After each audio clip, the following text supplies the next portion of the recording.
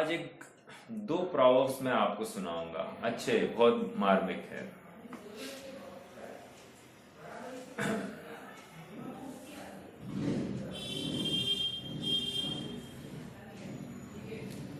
A fool at 40 is fool forever। क्या कहा? A fool at 40 is fool forever। मतलब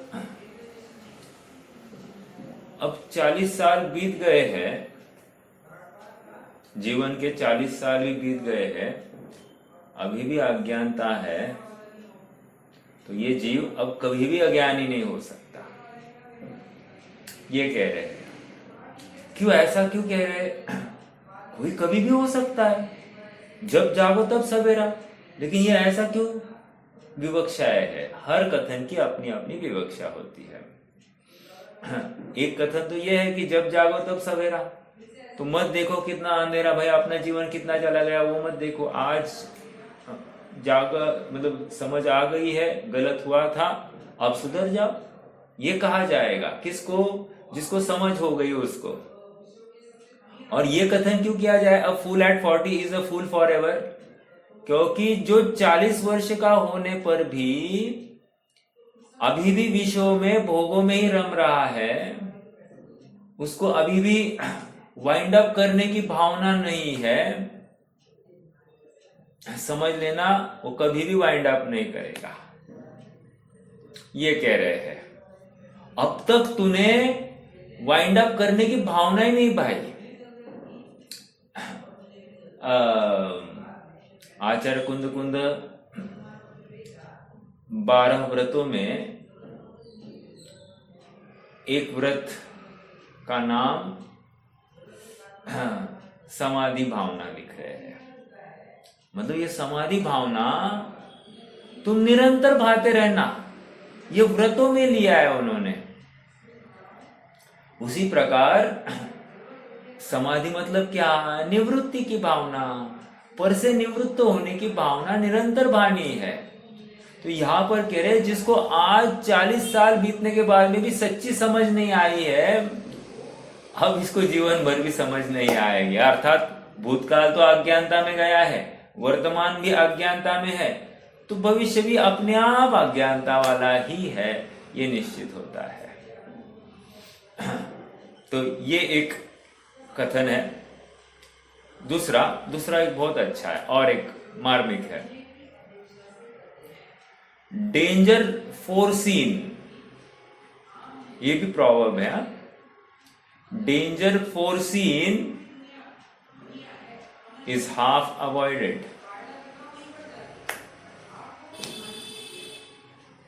danger foreseen मतलब क्या?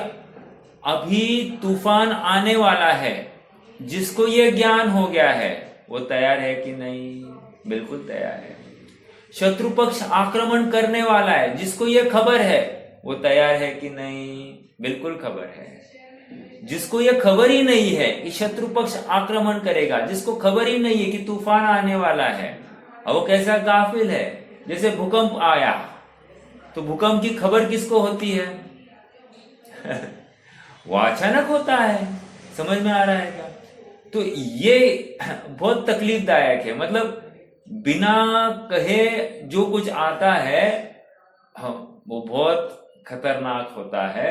अर्थात मरण ही वहां पर होना है।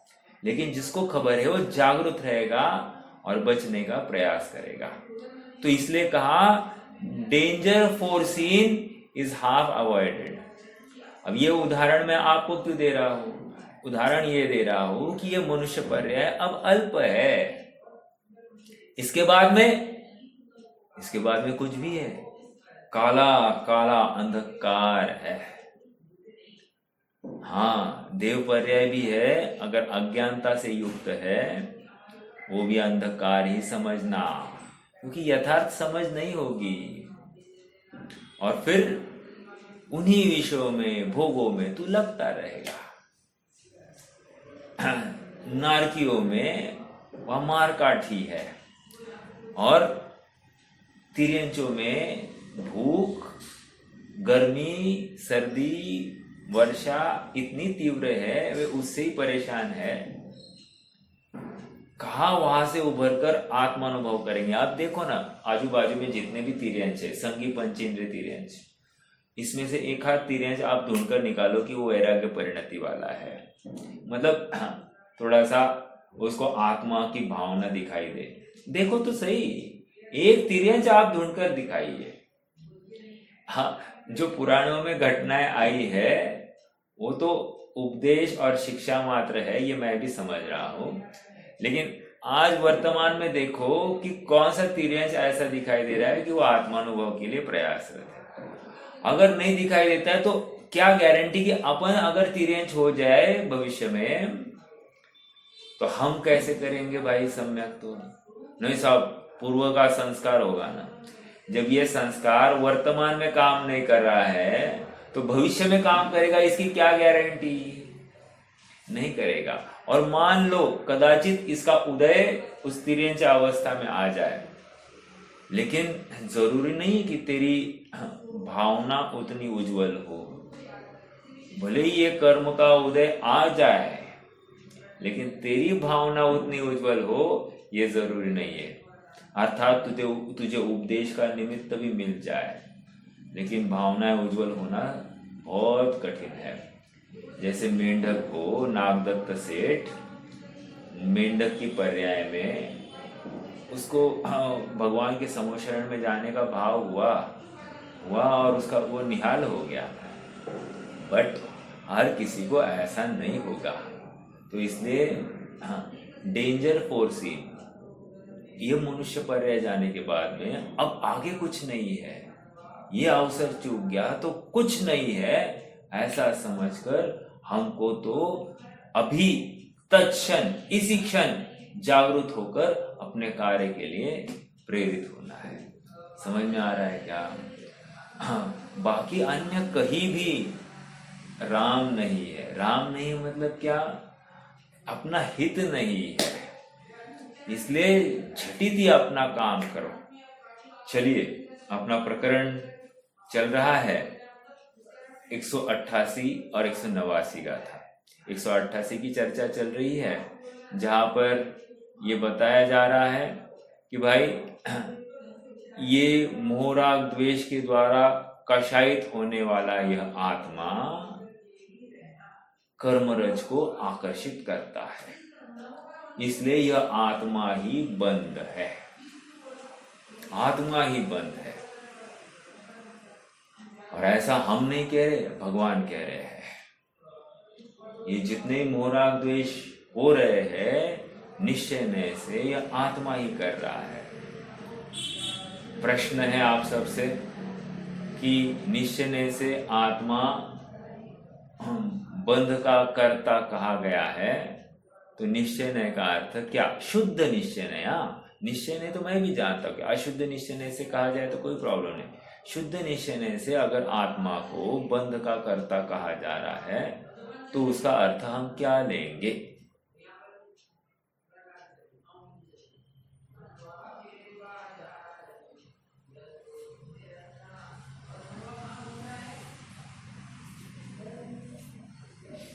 कोई बताएगा?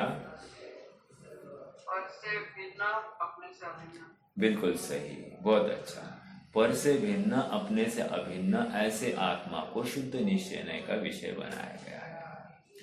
अर्थात पूर्ण त्रिकाली अखंड प्रमाणात्मक वस्तु वो शुद्ध निश्चय का विषय है। इस न्याय से जीव अपना परिणाम करने के लिए स्वतंत्र है। वो पाप युक्त परिणाम भी कर सकता है, पुण्य युक्त परिणाम भी कर सकता है, और पाप पुण्य से रहित ऐसा अबंध परिणाम भी या शुद्ध परिणाम भी वो जीव ही करता है। ये बात सिद्ध होती है। प्रवचनसार की थ्योरी यही है कि वहां पर अखंड वस्तु दिखानी है। वस्तु में काटछाट स्वीकार ही नहीं है प्रवचनसार को, और समय सार में वहां पर वस्तु के अंश के ऊपर दृष्टि कराकर पर्याय भी अपनी नहीं है, ऐसा कहकर वो वस्तु ही एक अखंड वस्तु वो अपरिणामी है ऐसा सिद्ध करने की चेष्टा। तो हर किसी कथन की अपनी अपनी विवक्षाएं है, वो भी अपनी जगह पर सही है और ये भी अपनी जगह सही है। लेकिन याद रखना, जब तक प्रवचन सार का आत्मा समझ में नहीं आता है तब तक समझ सार का आत्मा भी समझ में नहीं आएगा।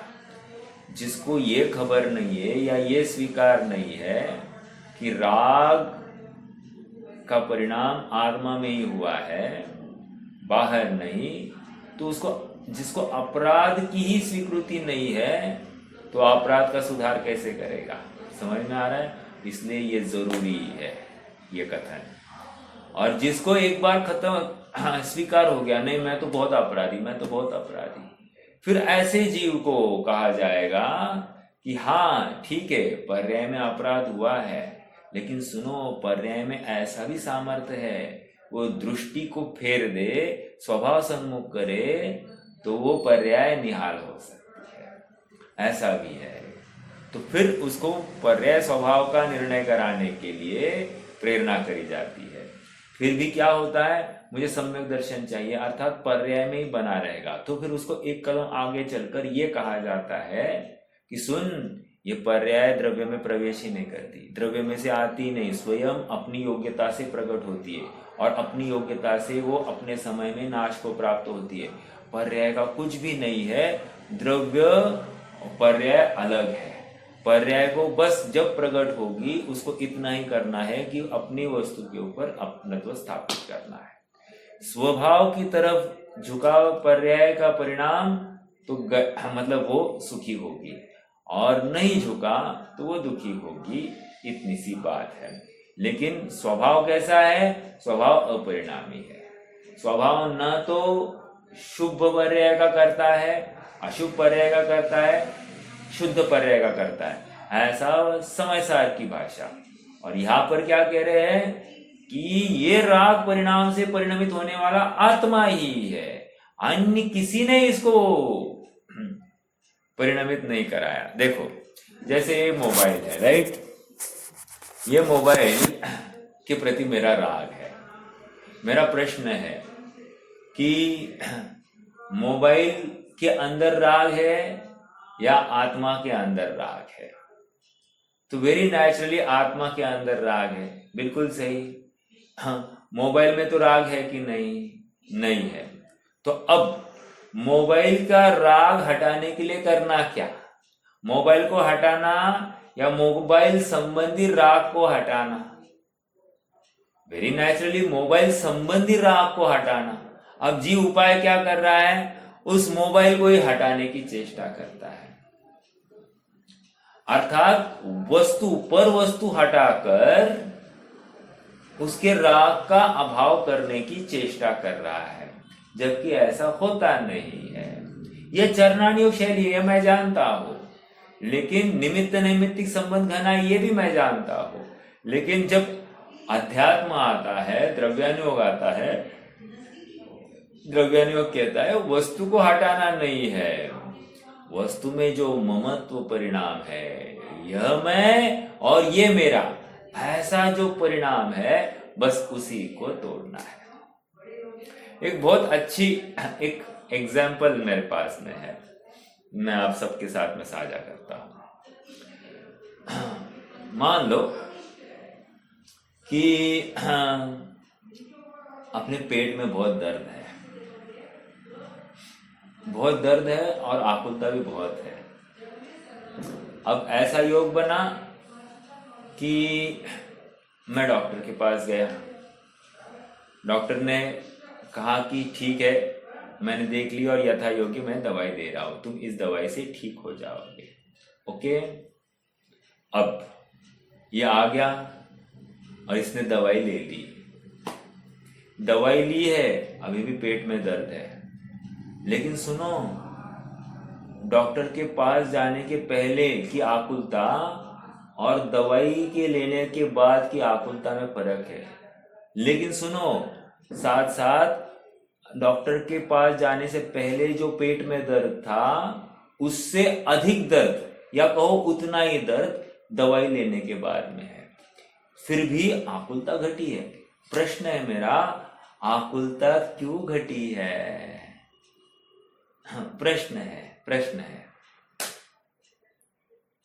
आकुलता क्यों घटी है? इसका मतलब शरीर में या पेट में जो दर्द था वो दुख का कारण तो था नहीं, 100% नहीं। क्यों आकुलता घटती? क्यों आकुलता तो बढ़नी चाहिए थी, दवाई लेने के बावजूद हुआ नहीं। ये जानता है कि विकल्प, देखो इसको, हाँ, दुख किस चीज का था मैं बताता हूं। दुख इस चीज का था कि मुझे कुछ करना चाहिए, इस पेट दर्द के लिए मुझे कुछ करना चाहिए, और जो संभव है वो उद्यम इस जीव ने किया और इसको संतुष्टि हो गई। मैंने मेरा उद्यम कर दिया, ये इतना मैं कर सकता था मैंने कर दिया, इसकी संतुष्टि हो गई है और इसलिए इसकी आकुलता घटी है, अर्थात कषाय कम हो गए हैं। दर्द कम नहीं हुआ है, कषाय कम हुई है, और कषाय कम होने से आकुलता कम हो गई है और इसको लेकर इसको अब दुख नहीं है। समझ में आ रहा है क्या? तो प्रश्न है, दुख का मूल कारण क्या, पेट का दर्द या कषाय? आप पकड़ रहे हैं क्या? तो दुख का मूल कारण तो अपने में उत्पन्न हुई कषाय है। और सुनो, पेट के दर्द ने तो कहा नहीं था कि तुम इतनी कषाय करो या इससे ज्यादा करो या इससे कम करो, ऐसा तो कहा नहीं था। जीव ने स्वयं से ये कषाय की है, बराबर। एक बात। दूसरी बात, पेट का दर्द पेट में था, जीव के ज्ञान हो रहा था मात्र। अब ज्ञान हो रहा है तो पेट का दर्द जीव में थोड़ी प्रवेश कर रहा था। ऐसा होते हुए भी जीव उसके अभाव का यत्न करता हुआ दिखाई दे रहा है। यही अज्ञानता है, यही दुख है। और देखो, ये ऐसा परिणाम ज्ञानी करो अथवा अज्ञानी करो, दोनों को यथा योग्य भूमिका के अनुसार दुख ही मिलता है। समझ में आ रहा है क्या? भूमिका के अनुसार दोनों को, किसी को मिथ्यात्व के साथ कषाय का दुख और किसी को मिथ्यात्व रहित होते हुए भी अस्थिरता का दुख मिलता ही मिलता है। ठीक है, चलिए, हमने कल स्वामी जी के भावों को पढ़ा था, अब हम थोड़ा सा आगे बढ़ेंगे, है ना।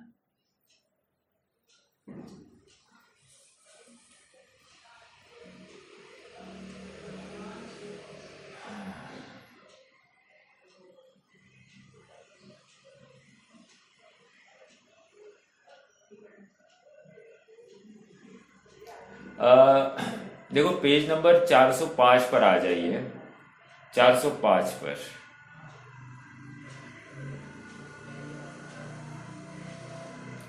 ये अपन थोड़ा सा भूधर दास जी के भी कथन को पढ़ लेंगे। ठीक है, सेकेंड पैराग्राफ से चालू करें। इस प्रकार आत्मा अकेला ही स्वयं के भाव के साथ बंध रूप होता है। कंक्लूजन की तरफ आ गए हैं। क्या कहा?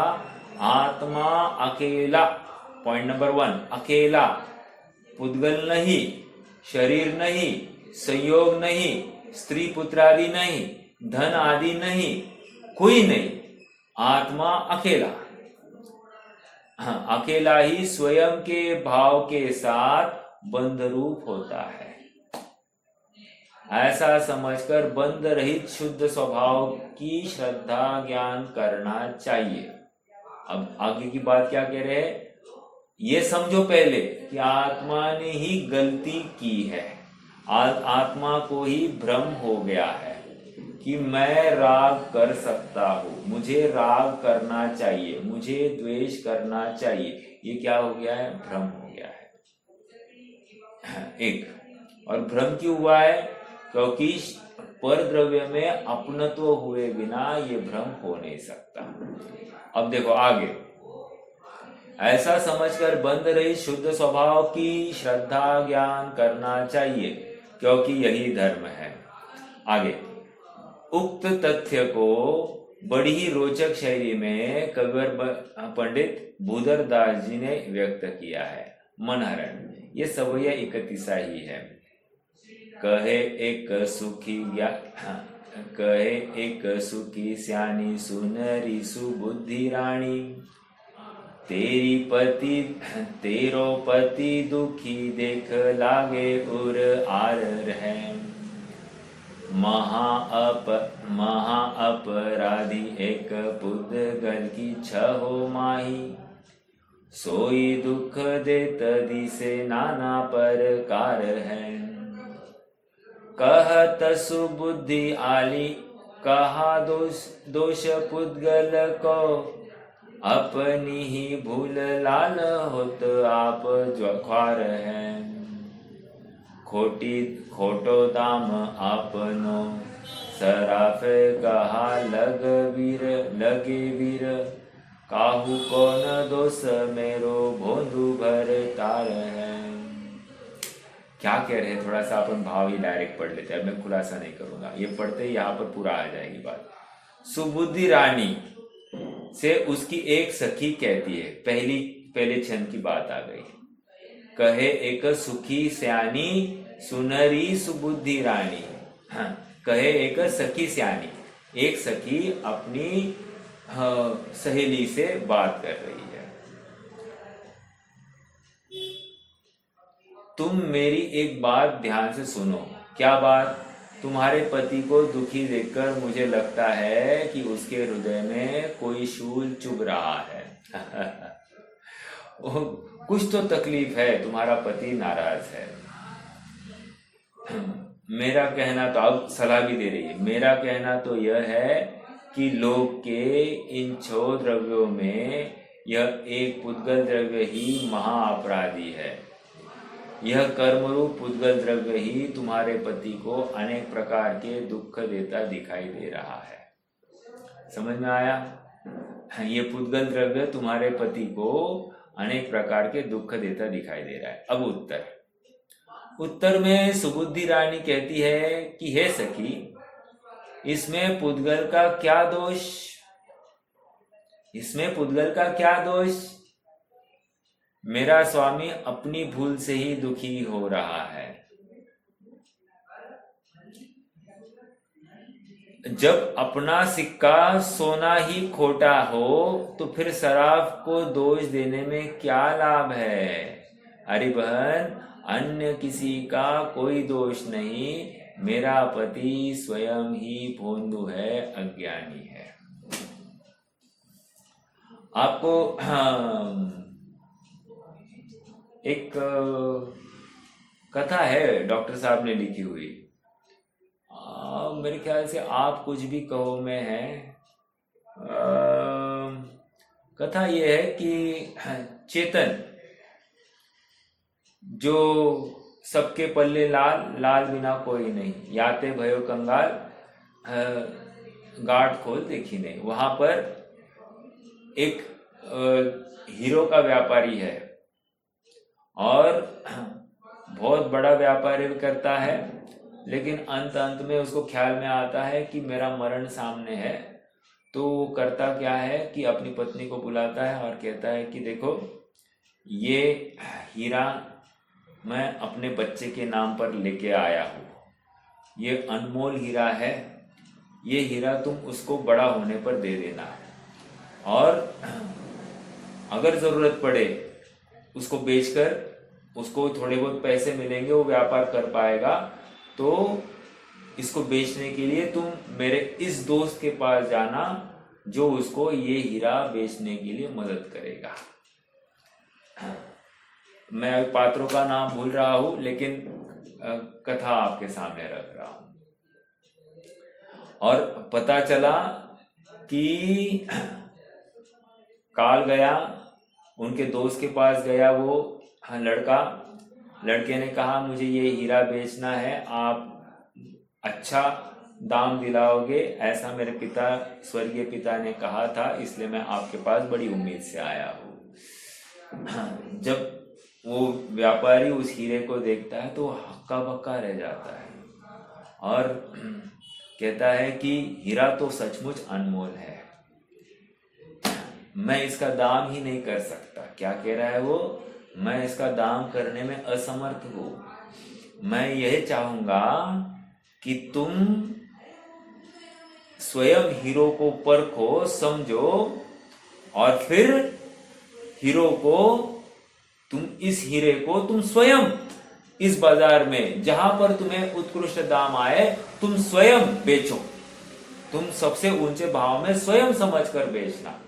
और इसलिए मैं तुम्हें चाहे वो ट्रेनिंग देने के लिए तैयार हूं। 6 माह तुम मेरे पास रहो, खाओ पियो सब तुम मेरे पास, तुम्हें कुछ भी ये नहीं करना, सारी ट्रेनिंग मैं दूंगा फ्री ऑफ कॉस्ट, तुम बस यहाँ पर रहो। और रहता है, रहने के बाद में सीखता है, हीरो को परखना सीखता है, सब समझ लेता है। 6 महीने के बाद में वो सेठ के पास आता है, बोलता है कि मैं समझता हूँ कि मुझे थोड़ा बहुत अभ्यास हो गया है और अब मैं चाहता हूँ कि वो हीरा हम बेचे। तो सेठ इमीडिएटली तो चाबी इसी के हवाले थी, इसको ही कहा तुम्हारे पास ही चाबी है, तुम ही जाओ और तुम ही खोलो तिजोरी और तिजोरी से ले आओ और बेच दो उसको। तो जाता है और वो हीरा निकालता है। हीरा देखता है तो देखता क्या है, पानी पानी हो जाता है। कह रहा है ये तो कांच का टुकड़ा है। ओ, कांच का टुकड़ा है, हम मेरे पिता इतने चूक सकते हैं। देखो, ग्रह फिरने पर कौन चूक नहीं सकता, सभी चूक सकते हैं। तो मेरे पिता चूक गए। फिर वो व्यापारी दोस्त कहता है कि वो चूके नहीं है, उन्होंने सही जगह पर इस चेतन हीरे को भेजा है और उन्होंने एक अच्छा हीरा परखा और तराश कर सामने खड़ा किया है। सबसे उत्कृष्ट व्यापारी तुम हो आज इस मंडी में, और क्या चाहिए? ऐसे हजारों हीरे तुम कमाओगे जीवन में। कहने की बात फिर से ये है, मैं हीरे की ओर क्यों गया कि हम अपनी वस्तु को परखने में हम गलती कर सकते हैं, लेकिन यथार्थ अभ्यास करने के बाद में, यथार्थ पुरुषार्थ करने के बाद में, वो अपनी वस्तु का यथार्थ परिज्ञान करने के बाद जो पूर्व में गलती की है उसके ऊपर अफसोस नहीं होता है। उसका स्वीकार करके एक कदम आगे बढ़ते हुए जो राग था, जो द्वेष था, जिसको मैं अपना समझकर अपने पास संजोए रखा, उन सबको मैं टाटा बाय बाय करता हूं। समझ में आ रहा है क्या? ऐसा ही है। तो अपना अपराध स्वीकार करना ये सबसे बड़ी बात है। मैं इतनी बात क्यों कर रहा हूं? क्योंकि पहले राग द्वेष तो स्वीकार करो, अपने हैं, अपने में हुए, और पर का इसमें यत् किंचित भी योगदान नहीं है। मान लो किसी ने मुझे ठग दिया और मुझे बहुत खेद हो रहा है। मेरा प्रश्न है, उसने ठगा इसीलिए तो मुझे खेद हो रहा है कि नहीं, मुझे दुख हो रहा है कि नहीं? नहीं, मेरा पैसे से मैंने अपने आप को बड़ा माना है। समझ में आया?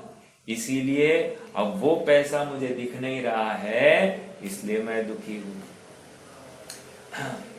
मैं आपको एक मेरे जीवन की एक घटना सुनाता हूं तो थोड़ा सा आपको ये लगेगा। ऐसा है कि हमारे पिताजी गुजर गए तो हमने इंश्योरेंस क्लेम किया। एक्सीडेंट में गुजर गए थे तो हमने एक्सीडेंट क्लेम किया था और इंश्योरेंस कंपनी से हम यूजुअली पैसे 2-3 साल में मिल जाते हैं। आश्चर्य हमारी कि हमको इंश्योरेंस कंपनी से मतलब हमारा दावा सब लगकर पैसे हाथ में आने तक लगभग 18-19 साल बीत गए। 18-19 साल के बाद में हमको पैसा मिला। चलो मिल गया, लेकिन आश्चर्य की बात देखो, ये पैसा जैसे आया वैसे मैंने स्वयं नहीं, अन्यों को दे दिया ब्याज के नाम पर। उनको जरूरत थी तो उनको उनके साथ में ब्याज का व्यवहार करके दे दिया और लगभग 90% पैसा मेरा आया ही नहीं है वापस। अब प्रश्न है आप सबसे, मैं पैसा आया था मेरे पास में, 1-2 महीना रहा और फिर से चला गया, वापस आया नहीं। प्रश्न यह है कि पैसा कमाया कि नहीं कमाया। जब तक नहीं था तब तक भी आकुल था, जब आया तब भी इसका क्या करूं उसको लेकर आकुल था, जब पैसा किसी को दिया तब भी पैसे नहीं आ रहा है तब भी आकुल था। आकुलता हर प्रसंग पर है। लेकिन सुनो, अब इस आकुलता को मिटाने का एक उपाय भी है। पैसा मेरा है ही नहीं, पैसा मुझ में आता ही नहीं, इससे मैं सुखी नहीं, ऐसा जो निर्णय करता हुआ परिणाम आत्मा ही सर्वोपरि है, इस पैसे से ना मेरा सुख है ना दुख है, ऐसा जिसे विश्वास हो गया है ना, वो ही सुखी होने का पात्र है। समझना इस बात को, ये जीवन का सर्वोत्कृष्ट सत्य है। और मैं ना, आप यकीन नहीं मानोगे, मेरी जीवन की किताब पढ़ोगे ना, मैंने हर प्रसंग, ऐसा कोई भी प्रसंग नहीं कि अपने पास आया नहीं है, और जिनवानी के आधार पर हर प्रसंग को फेस करना सीखा है। नहीं तो बहुत तकलीफदायक है, इतनी आकुलता, इतना संक्लेश, उसकी हद नहीं।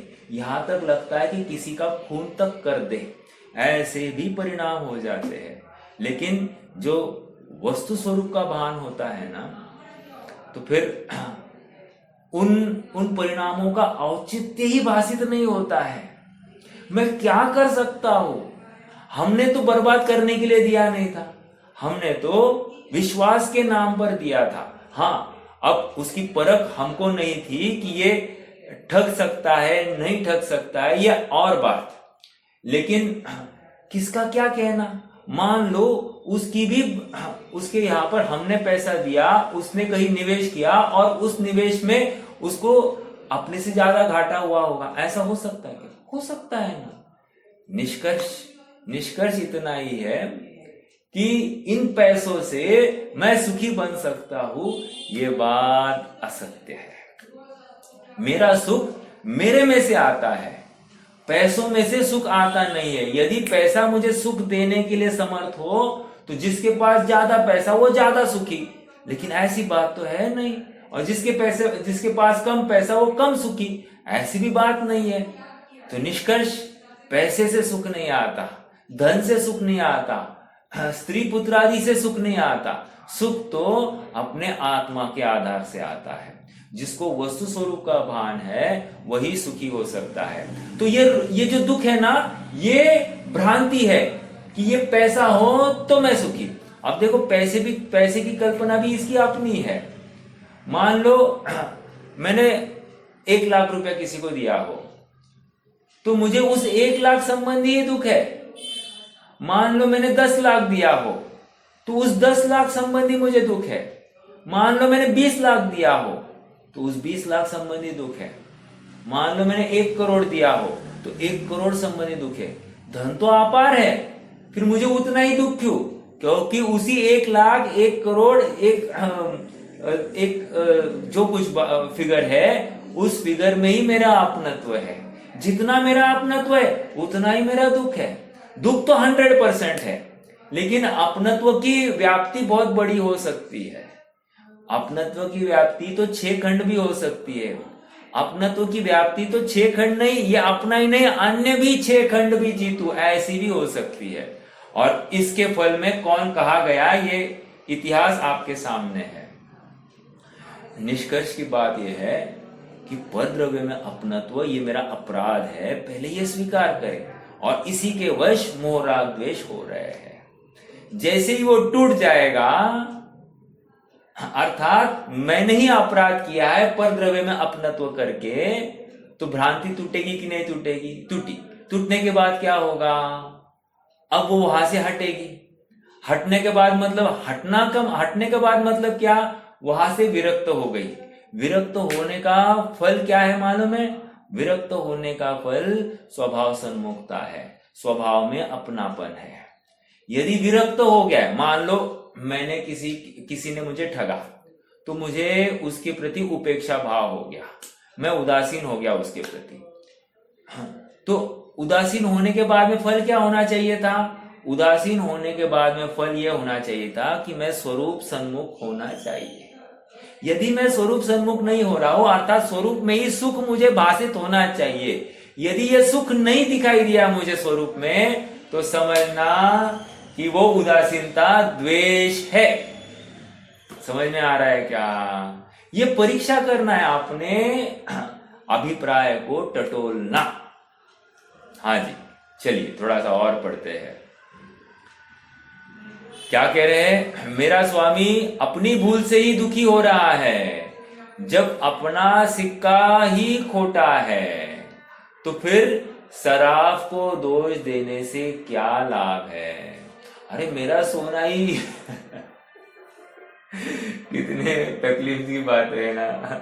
ये देखो प्रैक्टिकल उदाहरण है अपने जीवन में भी ऐसा होता है ना। मैंने पहले भी शेयर किया था आप सबसे कि कोई आता है अपने घर पर, कहता है भैया हमारे पास ये सोना है,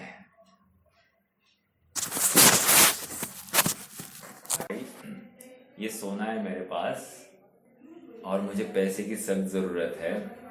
आप चाहो तो बाजार भाव से हम थोड़ा सस्ता लगाएंगे, लेकिन आप ये सोने के बदले मुझे पैसे दो, और चाहो तो आप परख सकते हो सुनार के पास में। ऐसा भी कहता है। तो एक टुकड़ा भी दिखाता है, भाई चलो ये अपन सुनार को दिखा के आते हैं। दिखा कर आते हैं, वो सुनार कहता है हाँ ये प्योर सोना है और ले लो तुम, मतलब हाँ मैं इसके इतने भाव दे सकता हूँ। तो जितना सुनार भाव दे रहा है उतना ही भाव देने के लिए मैं तैयार हो गया। अब जितने वजन का सोना है उतना मैंने दे दिया।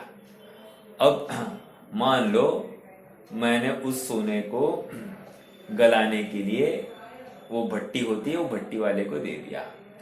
तो भट्टी वाले ने गलाया तो कहता है भाई ये सब पूरा पीतल है, ये सोना नहीं है। अब मुझे क्या लगेगा? क्या लगेगा? अरे जब अपना सिक्का ही खोटा है, अपन शराब को क्यों दोष देंगे? नहीं नहीं तुमने मुझे ठगा, ऐसा कहेंगे क्या?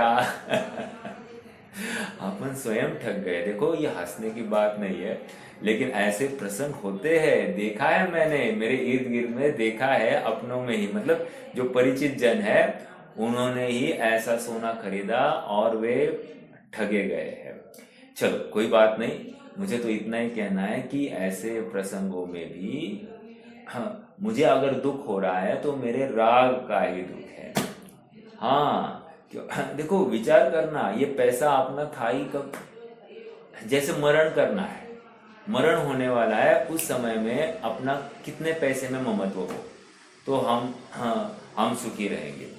गलत। पहले तो पैसे में ममत्व छूटना चाहिए। धन आदि में कौन से जमीन में किस में मेरा ममत्व हो, कौन से घर में ममत्व हो तो मुझे मेरे प्राण शांति से छूटेंगे। अरे बात गलत है, ये पर द्रव्य है। तो शरीर में तो ममत्व होना चाहिए। अरे शरीर भी अपना नहीं, यही मुझे छोड़ के जा रहा है, अब इसके साथ में मैं क्या प्रेम संबंध स्थापित करूं? अर्थात जहां पर मैं अपनत्व स्थापित कर रहा हूं, जिनसे मैं सुख की कल्पना कर रहा हूं, जो मेरे अनुसार मेरी रक्षा करेंगे, ऐसी भावना लेकर मैं चल रहा हूं, वे ही एक एक कर मुझे छोड़ जा रहे हैं। तो मुझे किसके प्रति राग करना और किसके प्रति द्वेष करना? समझ में आया? और सुनो ना, मैं जो ठगा गया हूं उसमें मेरे कर्म का उदय नहीं है क्या? सामने वाला निमित्त दिखाई दे रहा है, लेकिन कर्म का उदय है कि नहीं? बिल्कुल है कर्म का उदय। अभी यहाँ पर तो कह रहे कि वो कर्म का उदय भी तुम्हारा नहीं है। कर्म का उदय तो परिचायक है मात्र तुम्हारे मोह राग द्वेष का। कर्म का उदय भी तुम्हारा नहीं है। बहुत गंभीरता से विचार करना कि कर्म के उदय को भी अपना नहीं कह रहे हैं। देखो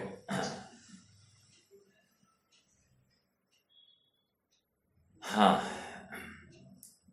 देखो, कर्म विचारे कौन? भूल मेरी अधिकाई, अग्नि सहे घनघात, लोहे की संगति पाई। अग्नि को क्यों पीटना पड़ा है? उसने सॉरी अग्नि को क्यों पीटना पड़ा है कहो, या लोहे को क्यों पीटना पड़ा है कहो, एक ही बात है।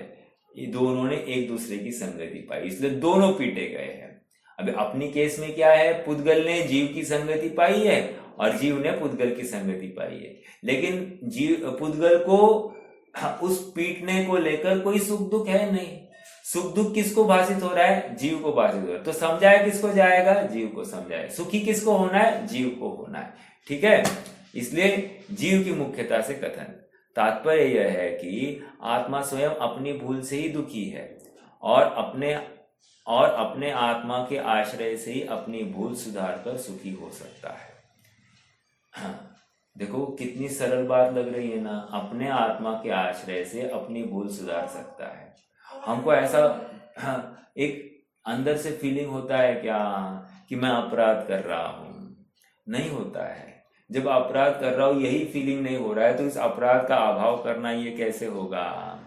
और यदि हम कह भी दे कि हाँ मेरी गलती हो रही है, और फिर भी हम स्वरूप ध्यान के लिए, स्वरूप स्थिरता के लिए, स्वरूप में संवित्ति करने के लिए प्रयास नहीं कर रहे हैं, तो क्या हम माने क्या हमको अपनी भूल की खबर है, स्वीकृति है? नहीं है ये बात। जब तक मुझे अपराध, हाँ मैंने गलती की है ये बोल दिया, लेकिन मैंने गलती की है तो गलती को सुधार करने का प्रयास नहीं कर रहा हूं ना, तो मुझे गलती का एहसास नहीं है, ऐसा अध्यात्म कहा जाता है। समझ में आ रहा है क्या? हाँ, अध्यात्म यही कहेगा कि इसको अभी भी स्वीकार नहीं है अपनी गलती। देखो, उक्त संपूर्ण कथन का सार यह है कि यहाँ यह कहा जा रहा है कि अपना आत्मा आत्मा अपने पर्याय स्वभाव से रागादि रूप परिणमित हो रहा है। आत्मा अपने पर्याय स्वभाव से, अर्थात पर्याय स्वभाव मतलब परिणमन स्वभाव। परिणमन स्वभाव मतलब क्या?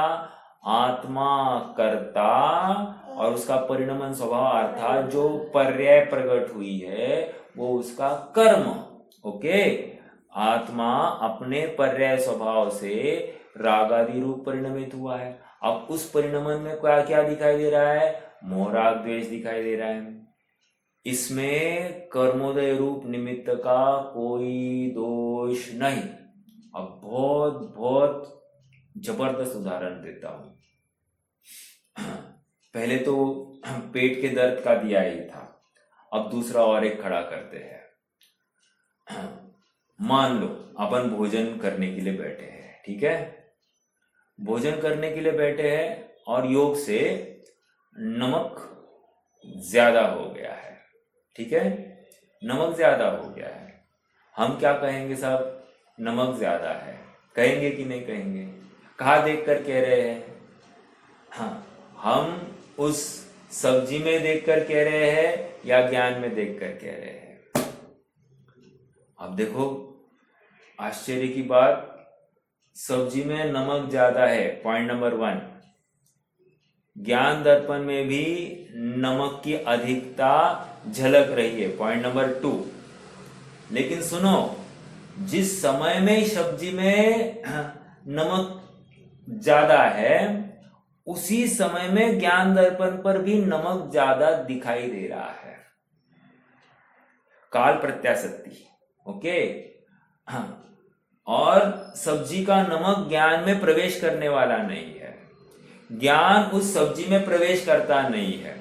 दोनों जुदे हैं, अलिप्त है, लेकिन ज्ञान हो रहा है।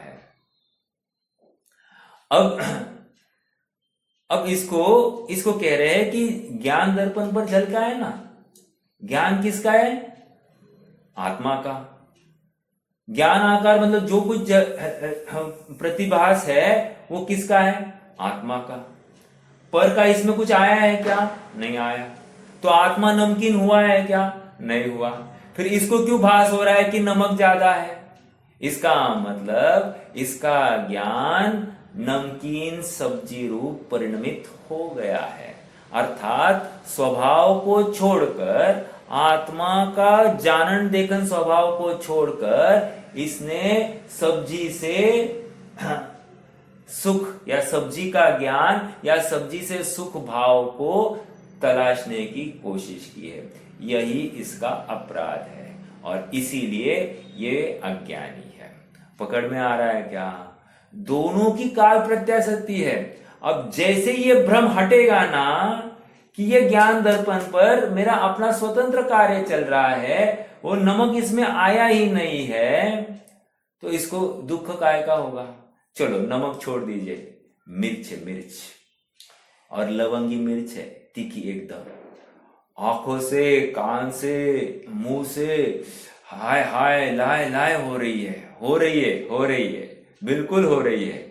ऐसा लग रहा है कि कब मैं एक गुड़ की डली अपने मुख पर रखूं तो मेरी ये तिकास झंझनाहट खत्म हो जाए। और जैसे ही गुड़ की डली रखता हूं तो मुझे लगता है कि हाँ अब शांति हो गई। लगता है, लगता है, लगता है, लेकिन सुनो वो तिखास के अभाव का क्षण जिस समय में ज्ञान दर्पण पर झलकना है, उसी समय पर वहां पर तिखास का अभाव होता दिखाई दे रहा है और जीव को भ्रम होता है कि गुड़ की डली रखने से उस तिखास का अभाव हो गया है। लेकिन ऐसा नहीं है। तिखास का अभाव स्व समय में हुआ है और मिठास का ज्ञान स्व समय में हुआ है। जीव ने जो उद्यम किया है वो जीव की अपनी आकुलता थी। उस तिखास ने कहा नहीं कि भाई तुम गुड़ रखो तो मेरा अभाव हो जाएगा, या उस गुड़ ने कहा नहीं कि तुम मुझे ले लो, मुझे चखो तो तिखास का अभाव कर दूंगा। ऐसा दोनों ने नहीं कहा, लेकिन उद्यम जीव ने स्वतंत्रता से किया और अपनी कषाय को मिटाने का यत्न किया और ये भ्रांति थी। और आश्चर्य, इसकी कषाय मिटी है, कम हुई है। कम क्यों हुई है? कम इसलिए हुई है क्योंकि इसका जो कर्तृत्व का अहंकार था, पर द्रव्य में मैं कुछ कर सकता हूं, वो इसने शांत किया है। बस इस भ्रांति को लेकर इसको शांति झलकी है और इसको लग रहा है कि मैंने गुड़ खाने से ही शांति आई है। आप पकड़ रहे हैं क्या? डबल भ्रांति हो रही है इसको। कितने जनों ने पकड़ा है मुझे मालूम नहीं, लेकिन मैंने प्रयास किया कि समझ में आ जाए कि हम क्या कर रहे हैं। द होल डे हम इसी उधेड़ बुन में है। जैसे अभी मैंने खान पान का किया, वैसे ही पहनने ओढ़ने का लगा सकते, वैसे ही हम सजने धजने का लगा सकते, वैसे ही रोग को ठीक करने का लगा सकते, वैसे ही आप विषय आदि ग्रहण करने को लगा सकते, वैसे हर चीज हम इसमें लगा सकते हैं। समझ में आ रहा है क्या? पर द्रव्य तो एक बात फिर से याद रखना, कल भी कहा था, आज फिर से कहूंगा, पर द्रव्य जबरन भाव बिगाड़ता नहीं। पॉइंट नंबर 1, जब मेरे भाव बिगड़ते हैं तब पर द्रव्य निमित्त भूत कहा जाता है। अब मुझे एक फोन टनटनाया, अभी मुझे थोड़ी सी आकुलता हो गई। अब फोन टनटनाया इसलिए आकुलता हुई है या मुझे आकुलता हुई उस समय में फोन टनटना रहा है? बात को अपने को पकड़ते आना चाहिए। ये मेरा अपना अपराध है। मैंने धारणा बना के रखी है कि मुझे इस काल में कोई फोन नहीं आना चाहिए, डिस्टरबेंस हो जाएगा। तो ये मेरी अपनी स्वतंत्र मान्यता है, राइट? सामने वाले को इसकी खबर ही नहीं है ना, वो मुझे आकुल चित्त करना चाहता है, कदाचित वो मेरी कोई मदद भी करना चाहता हो, ऐसा भी हो सकता है कि नहीं। लेकिन मेरी कल्पना में इस पर्टिकुलर टाइम में फोन आना ही नहीं चाहिए। ये जैसे ही आ जाती है बात, तो उस समय में फोन आया तो वो मुझे स्वीकार नहीं है, वो मुझे आकुलता का कारण बन जाता है। जबकि वो पर द्रव्य था, वो सचमुच ना सुख का ना दुख का कारण था। आकुलता मैंने स्वयं उत्पन्न की है, मेरी भ्रांति है। समझ में आ रहा है? मुझे स्वरूप का विस्मरण हो गया है। मेरे ज्ञान दर्पण पर ये फोन टनटनाना झलका है, फोन वहां पर ही है, वो उसका कार्य चल रहा है, लेकिन मेरे ज्ञान दर्पण पर झलका तो इसको लेकर मुझे क्यों आकुलता करनी? ज्ञान दर्पण में मात्र प्रतिभास हुआ है, उस प्रतिभास को लेकर मुझे क्यों व्यग्रता होती है? इसका चिंतन, इसका उहापोह मुझे स्वयं को करना पड़ेगा। समझ में आ रहा है क्या? बहुत गंभीर बात है। अपना जीवन सुधारने के लिए बहुत ही मार्मिक प्रकरण है ये। देखो, समय तो होने आ गया है, अपन पूर्ण कर लेते हैं। ध्यान रहे, कहा गया उक्त संपूर्ण कथन का सार यह है कि यह कहा जा रहा है कि आत्मा अपने पर्याय स्वभाव से रागादि रूप परिणमित हो रहा है। इसमें कर्मोदय रूप निमित्त का कोई दोष नहीं है। ध्यान रहे, यहाँ उक्त कथन को शुद्ध द्रव्य का निरूपण करने वाले शुद्ध निश्चय का कथन कहा गया है। अब महत्वपूर्ण बात, ध्यान रहे, यहाँ उक्त कथन क्या है कि जीव स्वयं रागादि रूप परिणमित हो गया है, और रागादि रूप परिणमित होने का आधार शुद्ध निश्चय, शुद्ध द्रव्य ही है। ठीक है, करने वाला शुद्ध निश्चय का कथन कहा गया है। अगली गाथा की टीका में इस बात को और भी अधिक स्पष्ट रूप से कहा जाएगा। तो अपन भी अगली गाथा में देखेंगे। नयो के कथन करने वाले ग्रंथों में इस प्रकार के प्रयोग देखने में नहीं आते। अंडरलाइन दिस, ये एकमात्र ऐसी गाथा है जो रागादि भाव का कर्ता शुद्ध निश्चय से कहा गया है। और मैंने आपको इसका पहले भी जिक्र किया था कि इसके ऊपर काफी उहापोह हो गई है विद्वानों में। कुछ 50-60 साल पहले काफी लेख चले हैं कि क्या सचमुच कुंद कुंद स्वामी चूक गए। एक क्या ये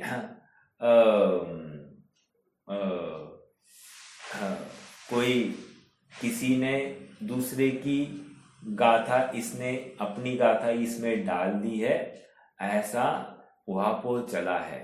लेकिन अंततोगत्वा विद्वानों के द्वारा एक मत से ये स्वीकार हो गया कि नहीं, ये विवक्षा है, आचार्यों की कथनी को सुधारने का हमें कोई अधिकार नहीं। हमको तो उसमें से वितरागता का पोषण निकले ऐसा ही अर्थ करते आना चाहिए। तो ये अपनी जिम्मेदारी है, आचार्य की नहीं। आचार्य तो लिखकर चले जाते हैं। समझ में आ रहा है? परवर्ती विद्वान उसका आकलन करके, उसका अर्थ समझकर उसका निरूपण समाज तक रखते हैं। तो निष्कर्ष क्या है? शुद्ध निश्चय से अपना आत्मा पर द्रव्य का कर्ता कहा गया है, या ये रागादि का कर्ता कहा जा रहा है। तो शुद्ध निश्चय का अर्थ इतना ही है कि आत्मा में राग भाव रूप परिणमित करने की पर्यायगत योग्यता है, इसलिए आत्मा बिल्कुल कर सकता है। बस इतनी सी बात है। ठीक है, चलिए आज के लिए रुकते हैं, और कोई प्रश्न होगा तो रख सकते। अपन नवीन गाथा कल से। एक सूत्र है ना, उत्पाद व्यय द्रव्य युक्तम सत, है ना। तो वो उत्पाद व्यय का जो अंश है ना, वो पर्याय है, और द्रव्य भी, वो भी वर्तमान पर्याय की ही बात है। उत्पाद व्यय भी वर्तमान पर्याय में, और द्रव्य भी वर्तमान पर्याय में ही है, और ये तीनों मिलकर एक सत है। अब समझो, ये उत्पाद व्यय जो है ना, व्यय तो चला गया, और जो उत्पाद हुआ है ना, वो उत्पाद वाली अवस्था क्या करने वाली है? उस द्रव्य वाली अवस्था के प्रति दृष्टि करे तो त्रिकाली ध्रुव पर दृष्टि हो गई। अर्थात द्रव्य को कहा जा रहा है त्रिकाली ध्रुव। क्यों कहा जा रहा है त्रिकाली ध्रुव? है तो वो भी एक समय का, वो द्रव्य भी एक समय का है सचमुच, उसको कहा जा रहा है ये त्रिकाली ध्रुव। क्यों? क्योंकि त्रिकाल ये एक जैसा ही है, त्रिकाल में कभी चेंज होता ही नहीं है, इसलिए इसको कहा त्रिकाली ध्रुव। और ये पर्याय इस पर्याय पर दृष्टि कर रही है, और ये है आत्मानुभूति। आप थोड़ी सी टेक्निकल एनालिसिस में जाओगे तो आपको लगेगा अरे ये तो क्या है, सब पर्याय में काम हो रहा है, ध्रुव तो दिखाई ही नहीं दे रहा है। ध्रुव की भी कल्पना ही हो रही है। हाँ, ध्रुव की भी कल्पना ही हो रही है, लेकिन वो कल्पना सच्ची है। कल्पना सच्ची है तो आत्मानुभव है, और वैसी प्रतीति करनी चाहिए, वैसे ही अपनत्व स्थापित होना चाहिए इस उत्पाद को, इस ध्रुव में, तो ही वो प्रतीति होगी। यह मैं, यह मेरा, इस ध्रुव के प्रति यह मैं, यह मेरा, ऐसा करना ही चाहिए कल्पना में। तो इसको कहेंगे सम्यक्त्व।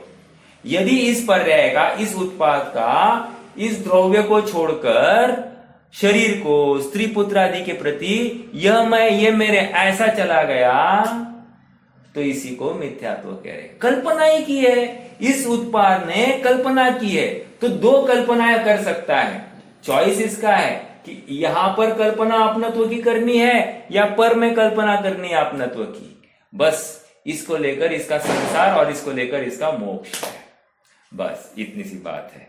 बहुत सरल है ये, लेकिन इसका एप्लीकेशन में बहुत जोर लगेगा, बहुत मेहनत पड़ेगी इसमें। बट ये समझने से ना सरल हो जाती है। जितनी आकुलता है, जितनी दुविधा है, सब घट जाती है। सारे समाधान यहीं पर आकर रुक जाते हैं। और देखो, हमको अपना अपराध दिखाई देने लगता है। आज की बात है, मैं आपको बताऊं। हाँ, श्रेयांश की मम्मी ने कोई मिठाई बनाई तो थोड़ी सी अलग सी बन गई, मतलब जो बनना था वो नहीं बना। तो उन्होंने कहा मैं क्या करूं, गुड़ का प्रॉब्लम है। मैं कुछ भी बोला नहीं। जबकि मैं जानता था गुड़ का प्रॉब्लम नहीं है, उनकी पाक कला में कुछ तो कम ज्यादा हुआ है। फिर थोड़े देर बाद उन्होंने कहा शायद मेरी गलती हो गई है। पाक बनाने में गुड़ सही होगा, मेरी गलती हुई। कहने की बात यह है कि हमको अपना अपराध स्वीकार करते आना चाहिए, तभी तो सुधार का अवसर है। अपराध स्वीकार नहीं तो सुधार का अवसर भी नहीं। समझ में आ रहा है क्या? और देखो, ये तो उदाहरण मात्र था। ऐसा ही ये जीव हर बार परद्रव्य के ऊपर दोष दे रहा है और अपने दुख को ऐंठ रहा है, अर्थात अपना अपराध कर रहा है। स्वयं जीव मोह राग द्वेष कर रहा है, ये इसका अपराध है। और कह रहा है क्या, वो मैं उसकी वजह से, तुम्हारी वजह से मैं दुखी हूं, तुम्हारी वजह से मैं दुखी हूं। और यही इसकी तकलीफ है। जब तक ये परद्रव्य को अपने दुख का कारण या अपने सुख का कारण मानना छोड़ता नहीं है, तब तक ये अपराधी है और इसको दंड मिलना है। आकुलता, आकुलता, आकुलता। ठीक है, और बोलिए प्रश्न।